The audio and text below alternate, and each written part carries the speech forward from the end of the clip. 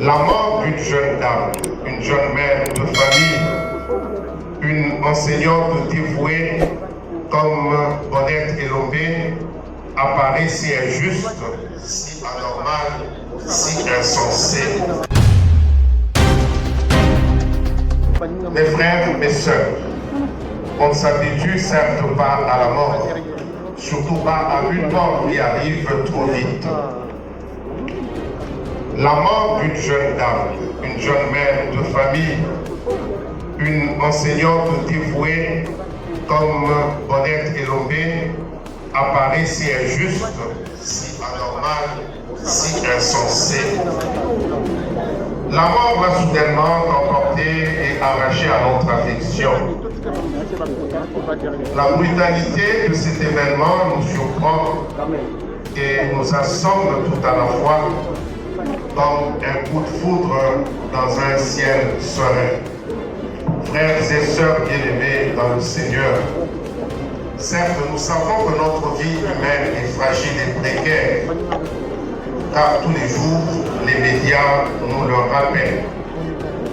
Mais bien souvent, il s'agit des autres. Oui, mes frères, mes sœurs bien-aimés dans le Seigneur, le choc provoqué par la mort de Bonnette Elombé est intense et brutal. Lorsque la mort survient après une très longue maladie, cependant sur plusieurs années, ce temps d'attente nous habitue à sa venue. Ce temps d'attente finit par nous apprivoiser au départ de la personne qui est malade ou souffrante. Parfois même, la mort apparaît comme une délivrance, même si elle reste une délivrance douloureuse.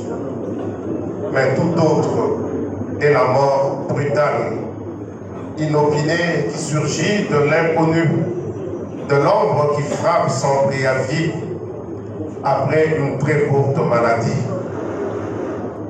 Une telle mort supprime toute possibilité d'apprivoisement et nous plonge dans le vide, sectionnant dans le vif des liens d'affection, d'amitié, de fraternité que toute vie avait tissé. Frères et sœurs, toute mort nous choque, mais celle de Bonnette Elombé nous plonge dans un grand désarroi. Et notre foi elle-même est mise à l'épreuve et nous avons du mal à prier. Que pouvons-nous faire, chers frères et sœurs, sinon nous tourner vers la croix du Christ? Avec le Christ et en lui, essayons d'accueillir le message d'espoir qui jaillit de sa résurrection. Oui, mes frères, mes sœurs, la mort n'a pas le dernier mot. Avec le Christ, nous allons vers le bien. Mes frères, mes sœurs,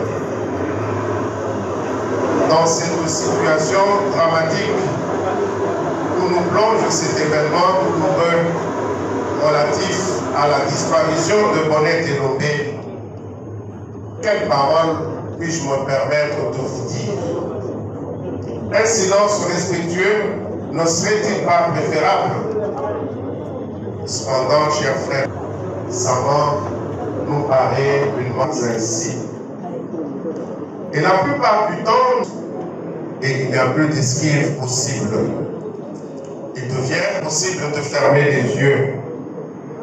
La mort entre alors en nous. La mort nous fait mal. La mort peut nous faire pleurer. Chers frères et sœurs, n'ayons donc pas honte d'avoir mal et de pleurer Bonnette Elombé. N'ayons pas honte d'être humaine, en présence de la mort de Bonnette Elombé, qui était pourtant pleine de vie il y a quelques semaines. En effet, mes frères et sœurs bien-aimés dans le Seigneur, nous venons d'entendre proclamer par le touchement de notre première lecture, tiré du livre de la sagesse au 4e chapitre, du 7e au 15e verset, quelques lignes rédigées par le sage. Il s'agit en fait d'une très ancienne réponse apportée à l'interrogation que pose la réalité de la mort. L'âge étant là, le départ d'un être humain paraît naturel, même s'il nous éprouve dans nos affections.